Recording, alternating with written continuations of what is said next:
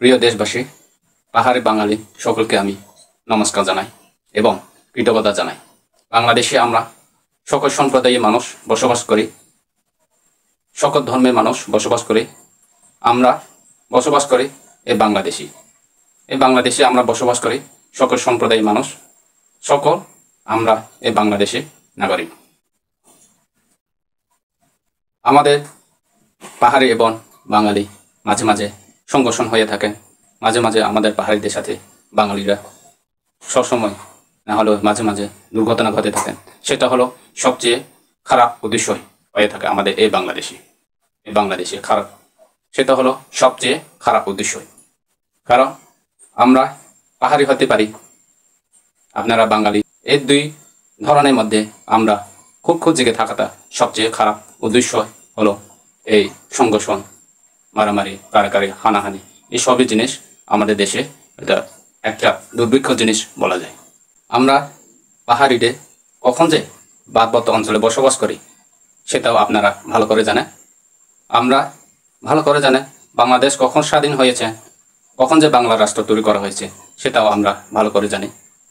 আমাদের পার্বত্য অঞ্চলে আদিম যুগ থেকে আমরা বসবাস করে আসছে। আপনারা বাংলাদেশের মানুষ না কখনো অস্বীকার করতে পারবো না। আমরা বাংলাদেশ 1971 সালে এই বাংলাদেশ স্বাধীন হয়েছে, সুন্দরভাবে স্বাধীন হয়েছে। প্রিয় দেশবাসী, পাহাড়ি বাঙালি সকলকে আমি নমস্কার জানাই। সকল সম্প্রদায়ের মানুষকে আমি সকলকে নমস্কার এবং কৃতজ্ঞতা জানাই। আমাদের বাংলাদেশে আমরা পাহাড়ি এবং বাঙালি সবাই একত্রিতভাবে বসবাস করি। সকল সম্প্রদায়ই আমরা এই বাংলাদেশে বসবাস করি। শুধু বাংলাদেশ নয়, বিভিন্ন রাষ্ট্রের মধ্যে বিভিন্ন সম্প্রদায়, বিভিন্ন ধর্মের মানুষ বসবাস করে। বিভিন্ন ধর্মে বিভিন্ন সম্প্রদায়ের মানুষ নিয়ে একটা দেশ গঠন করি। ঠিক তদ্রূপ আমাদের বাংলাদেশও বিভিন্ন সম্প্রদায়ের মানুষ নিয়ে, বিভিন্ন ধর্মের মানুষ নিয়ে আমরা একটা বাংলাদেশ গঠন করি। সেটা কখনো কারো কোনো অস্বীকার করতে পারবো না। আমরা পার্বত্য অঞ্চলে কখন যে বসবাস করি, আদিম যুগ থেকে আমরা বসবাস করে আসছেন, সেটা আমরা কখন যে বসবাস করে আসছেন সেটা আপনারা ভালো করে জানেন। সেটা কোনোদিন আপনারা অস্বীকার করতে পারবো না। বাংলাদেশ কখন স্বাধীন হয়েছে, কখন যে বাংলা রাষ্ট্র তৈরি করা হয়েছে সেটা আমরা পাহাড়িরাও সকলে আমরা ভালো করে বুঝি, ভালো করে জানি। এখন এই বর্তমান যুগে এসে পাহাড়ি বাঙালি মারামারি, দুর্ঘটনা ঘটিয়ে থাকেন, সেটা সবচেয়ে বাংলাদেশে খারাপ উদ্দেশ্য। একটা দেশ গঠন করতে গেলে অবশ্যই সে দেশে, সে রাষ্ট্রের মধ্যে বিভিন্ন সম্প্রদায়ের মানুষ থাকবে। একটা দেশের মধ্যে বিভিন্ন সম্প্রদায়ের মানুষ বসবাস করবে, সেটা স্বাভাবিক। কিন্তু সেটার ভিতরে একটা সম্প্রদায়ের মানুষকে আর একটা সম্প্রদায়ের মানুষ খুব যদি জেগে থাকে তাহলে সেটা অসম্ভব হয়ে থাকে।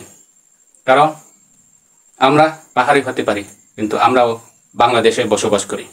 আমরা বাংলাদেশের নাগরিক, বাংলাদেশের মানুষ।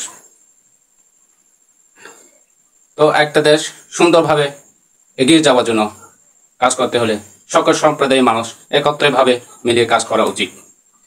সকল সম্প্রদায়ের মানুষকে অগ্রাধিকার দিয়ে যদি দেশ পরিচালনা, অগ্রাধিকার দিয়ে যদি দেশ সুন্দরভাবে চালায় তাহলে এই দেশটা কখনো পিছিয়ে থাকবে না। মনে করে আমরা পাহাড়িদের আপনারা যদি ভালো না লাগে থাকেন, আপনারা মাঝে মাঝে যদি সংঘর্ষণ করতে ইচ্ছা যদি থাকে তাহলে সেটা ভুল মনে করি। কারণ আমরা আজকে এসে এই দেশে বসবাস করছি না, বাংলাদেশ স্বাধীন না হওয়ার আগে থেকে আমরা বসবাস করে আসছিলাম। দেশের আমি মনে করি কোনো শত্রুকে, কোনো মানুষকে যদি দুর্বল ভেবে যদি অত্যাচার করে তাহলে আমি মনে করি সেটা ভুল লক্ষণ। কারণ সে মানুষের মধ্যে কোনো না কোনো একটা অধিকার থাকে, কোনো না কোনো একটা তার মধ্যে গুণ থাকে। আমি সেটা মনে করি আমাদের বাংলাদেশে সবসময় পাহাড়ি বা বাঙালি সংঘর্ষণ হয়ে থাকে। একমাত্র সেটা ভুল উদ্দেশ্য মনে করি। আমরা এই বাংলাদেশে বসবাস করি, এমন সম্প্রদায় এখন বর্তমান যুগে এমন সম্প্রদায়ে এখন অশিক্ষিত নাইন বলে বলা যায়। সবাই এই বর্তমান যুগে শিক্ষিত হয়ে এসেছেন বাংলাদেশ স্বাধীন হওয়ার কারণে। মনে করি এই বাংলাদেশ স্বাধীন না হলে সকল সম্প্রদায়ের মানুষ কখনো শিক্ষিত হতে পারবো না। বাংলাদেশটা ধীরে ধীরে এগিয়ে আসছেন। বাংলাদেশটা যেন ভবিষ্যতেও এগিয়ে যাক সেটা সবসময় আমি দোয়া করি। সকল সম্প্রদায়ের মানুষকেও আমি অনুরোধ করি সবাই যেন সংগঠনে না লাগায়। সকল মানুষ, আমরা সকল মানুষ, প্রতিটি ধর্ম নিয়ে আমরা আমাদের ভিতরে নিন্দা অপমান থাকতে পারে। আমরা মানুষ জাতি। আমি তারপরও বলতে চাই আমাদের একটা ধর্ম, মসজিদ, গির্জা, ক্যাম্প এসবগুলো ভাঙচুর করার জন্য সকল মানুষকে আমি অনুরোধ করি এটা একটা খারাপ উদ্দেশ্য। আমরা ধর্ম বিষয় নিয়ে কেন সংঘর্ষণ হবে? ধর্ম তো সবাই নীতিমালার ধর্ম, সবাই তো ধর্ম পালন করি। যা যা ধর্মের সেরা ধর্ম মনে করে আমরা সকল সম্প্রদায়ে পালন করে থাকি। ধর্ম নিয়ে আমরা কেন সংঘর্ষণ হবে? ধর্ম, গির্জার মন্দির, ক্যাম্প এই সবইগুলো কেন ভাঙচুর করবে? আমার কথা হলো এটা। আরও একটা বিষয়, আমাদের বাংলাদেশের অনেক শিক্ষিত অনেক মানুষ ধীরে ধীরে বাংলাদেশের বছরে বছর শিক্ষিত হাত বাড়ায়, কিন্তু আমাদের বাংলাদেশে সচেতন নাগরিক, সচেতন মানুষ কমে যায়, সুশিক্ষিত মানুষ কমে যায়। এ কারণে যে বর্তমানে আসছেন সংঘর্ষণ, মারামারি, হানাহানি। বিভিন্ন ধরনে আমরা একত্রেভাবে কাজ করা উচিত ছিল। পাহাড়িরাও মানুষ, বাঙালিরাও মানুষ, বিভিন্ন সম্প্রদায়ে মানুষ তো মানুষ। তবে মানুষের ভিতরে এত খুব জেগে থাকা একটা খারাপ উদ্দেশ্য। দেশটা এগিয়ে যেতে হলে সকল সম্প্রদায়ের মানুষ একত্রেভাবে অগ্রাধিকার দিয়ে একত্রেভাবে কাজ করে যাওয়ার জন্য সেটা দেশের জন্য সবচেয়ে উপকারী হবে। বাংলাদেশকে সোনারভাবে তৈরি করার জন্য সকল সম্প্রদায়ের মধ্যে অধিকার ছিল, সকল সম্প্রদায়ের মধ্যে দায়িত্ব ছিল। কারণ কেউ পাহাড়ি, কেউ বাঙালি, কেউ বিভিন্ন সম্প্রদায়ের মানুষ, সবাই তো দেশের মানুষ। দেশের উন্নতি করার জন্য, দেশকে ডেভেলপ করার জন্য সবার মধ্যে অধিকার থাকে।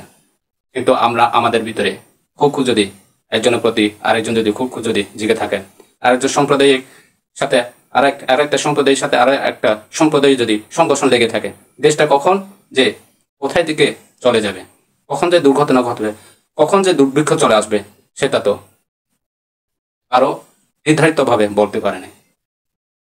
দেশকে সুন্দরভাবে পরিচালনা করতে হলে, দেশকে সুন্দরভাবে এগিয়ে নিয়ে যেতে হলে অবশ্যই সকল সম্প্রদায়ের মানুষের একত্রিতভাবে কাজ করা উচিত। আমি সকলকে অনুরোধ করি, প্রিয় দেশবাসী, আমি সকলকে অনুরোধ করি সকল সম্প্রদায়ের মানুষ সবাই একত্রিতভাবে দেশটাকে ডেভেলপ করার জন্য, দেশটাকে এগিয়ে নিয়ে যাওয়ার জন্য সবাইকে আমি অনুরোধ করি আপনারা একত্রিতভাবে কাজ করার জন্য চেষ্টা করবেন। আমরা সবাই দেশের মানুষ, এই দেশে বসবাস করি। আমরা সকলে দেশের জন্য কাজ করতে পারি, দেশটাকে এগিয়ে নিয়ে যাওয়ার জন্য আমরা চেষ্টা করতে পারি। সবাই একত্রিতভাবে চেষ্টা করার জন্য অনুরোধ করছি। আমরা পাহাড়ি হতে পারি, আপনারা বাঙালি হতে পারি, সকল তো দেশের মানুষ, সবাই তো দেশের মানুষ। দেশের জন্য সুন্দরভাবে কাজ করার জন্য স্বপ্ন দেখা উচিত ছিল। বর্তমানে তত্ত্বাবধায়ক সরকার ডক্টর ইউনূস, উনি একজন বিষয় নাম করা, বিশ্বের মধ্যে উনি একজন বিজয় লাভ করছে। তিনি তার মতো সাদা সিধার মানুষ বাংলাদেশে 100%-এ 10% থাকবে না মনে করি। উনি একজন সাদা সিধার মানুষ, ওনাকে যে কত লেনদেন করে, আপনারা ওনাকে সময় দেন, কাজ করতে দেন। উনি অবশ্যই দেশের সকল মানুষের জন্য, দেশের সকল সম্প্রদায়ের মানুষের জন্য উনি অবশ্যই কাজ করতে পারবে বলে আমি মনে করি। কারণ একটা দেশ সুন্দরভাবে এগিয়ে যাওয়ার জন্য কাজ করতে হলে অবশ্যই সচেতন মানুষ দরকার, অবশ্যই সাদাসিধের মানুষ, সচেতন মানুষ দরকার, প্রয়োজন। দেশের কত শিক্ষিত আছেন আপনারা বুঝতে পারেন। আমাদের বাংলাদেশে সরকার পরিচালনা করে আওয়ামী লীগ সরকার এবং বিএনপি, এই দুইটা সরকার আমাদের দেশের মূল। বিএনপি সরকার আমলে দেশকে কিভাবে কাজ করে গেছে বিএনপির সরকার থাকার আমলে আওয়ামী লীগকে খুব ভাবে দেখে রাস্তা করে যাচ্ছেন।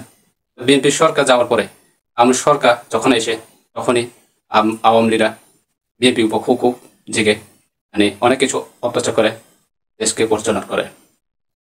দেখেন আমাদের বাংলাদেশটা সবসময় একজনের প্রতি আরেকজন সবসময় খুব জেগে থাকেন। বাংলাদেশ একটা রাজনীতি সবসময় প্রতিশোধ রাজনীতির মতো দেখা যায়। আওয়ামী লীগ সরকার গেলে বিএনপি অবশ্যই আওয়ামী লীগের উপর অত্যাচার করবে, বিএনপি সরকার গেলে আওয়ামী লীগ অবশ্যই বিএনপির উপর অত্যাচার করবে। সেটা তো একটা দেশের সবচেয়ে খারাপ উদ্দেশ্য।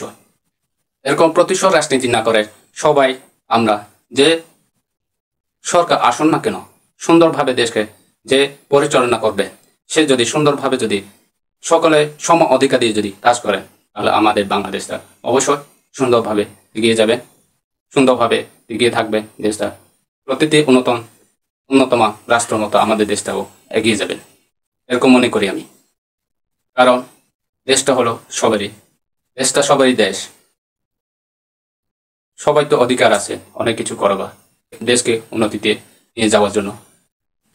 এখন প্রতিশোধ রাজনীতি না করে দেশ পরিচালনা করে সেই সবার উপর যেন খুব জেগে না থাকেন, দেশটাকে সুন্দরভাবে নিয়মনীতিভাবে যদি কাজ করে চালেন, তাহলে অবশ্যই আমি মনে করি বাংলাদেশটা একদিন না হয় একদিন সোনার খাঁটি বাংলাদেশ হয়ে উঠবে। বাংলাদেশটা অবশ্যই সোনার বাংলাদেশ হয়ে থাকবে মনে করি। আমি আপনাদের সবাইকে নমস্কার জানিয়ে আমার কৃতজ্ঞতা ভাষা এখানে শেষ করছি। সবাইকে নমস্কার।